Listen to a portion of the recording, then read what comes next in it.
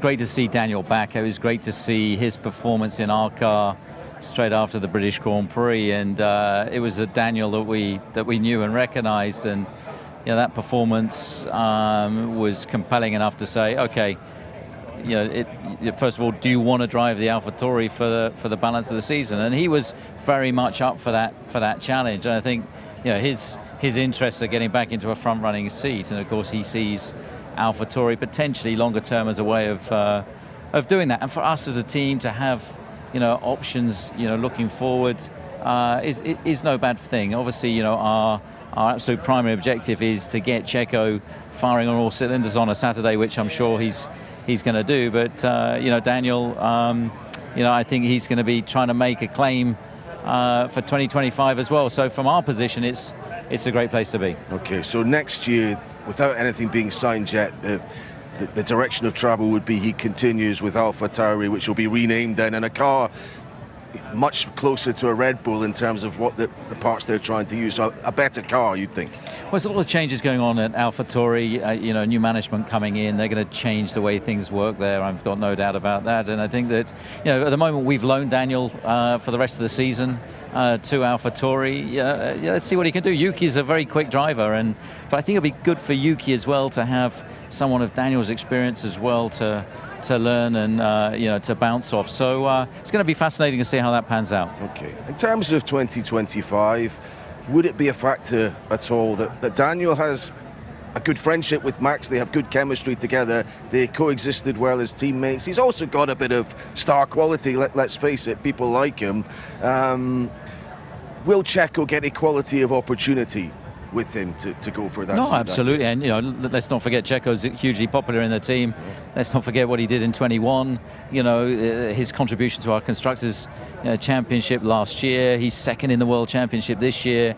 He's the only other driver to have won a race this year in the 2 Grand Prix that he's won. So nobody's writing off Checo. I think that it's just the position that we're in. It's great to have a lot of interest, and it's not just from those drivers, it's from drivers outside, obviously our spectrum as well regarding 2025. So for us as a team, that's not a bad place to be. Okay, let's move on to some other news. Reports this week in Germany and Italy that 2 or 3 teams had breached the cost cap for 2022. The FIA telling me those reports factually wrong. I know we're quite early in the kind of auditing stage. From a Red Bull perspective, given you had a good car that year, didn't have to update it that much, didn't have many crashes as far as I can recall, should you be quite comfortable with that year's cost cap? We would expect to be. I mean, I think, as you say, we had a very good car last year. We did relatively little development compared to some of our competitors, and most importantly, we had very little crash damage as well. I think Max damaged 1 front wing in Brazil, and Checo had 1 incident from memory in Montreal. So we weren't burning parts in the way that our competitors were, and the upgrades that we were bringing were far more modest. So let's see. We're working through a process with the FIA, and there's inevitably always going to be speculation, but you've got to put the faith in the FIA and their process that we're currently engaged in. There's still a continued focus from some of your rivals on your minor breach from the first cost cap assessment year. When you hear some of the comments made that the punishment didn't fit the crime and so on, do you think sore losers? Well, look, believe me, the hit that we've taken with the lack of wind tunnel time that we have compared to our competitors is a massive compromise. And if wind tunnels don't count, then why don't we just get rid of them?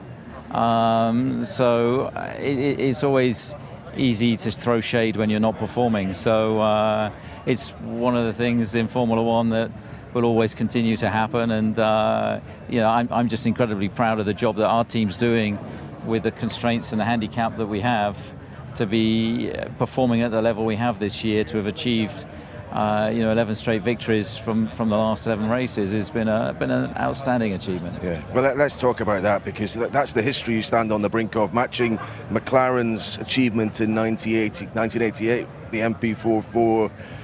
Do you think you get a message from Ron Dennis if you go one beyond that this weekend? It would be quite something. That's real F1 history, isn't it? Well, I think, having matched that record with those 11 consecutive victories, it's been it's been an incredible run for the team, and McLaren and what Ron achieved in Formula One were truly outstanding, and I always had a huge amount of admiration for what he was able to do in the sport, and I think everybody in the team's incredibly proud of what we're currently doing. It's an incredible moment for our team, and we just need to keep executing great race weekends. Okay, and this weekend, just to bring it up to date, Max looking to win from pole for the 6th successive time, which I think matches Schumacher's best achievement. Will that be a lot harder here than it has been in some of the previous circuits?